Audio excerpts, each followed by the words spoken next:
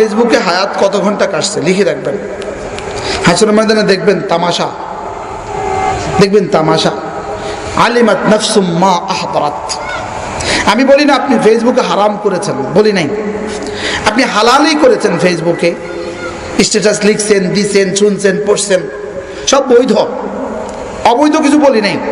কিন্তু আপনি গিয়ে দেখবেন আমার বন্ধু সে কালেমায়ে তয়্যিবা পড়ছে 100 বার, আর এই সময়টাকে আমি ফেসবুক দেখছি। আপনি দেখবেন যে আপনি পাইছেন মাটি আর সে পাইছে হীরার পাহাড়। আপনি তখন কি করবেন জানেন? আঙ্গুল কাইটা, হাত কাইটা এখান পর্যন্ত নিয়ে আসবেন, আঙ্গুল ছিঁড়ে ছিঁড়ে ফেলবেন, কামড়াইতে কামড়াইতে। হ্যাঁ, আমি কি করলাম বলেন, কি বলবেন বলেন?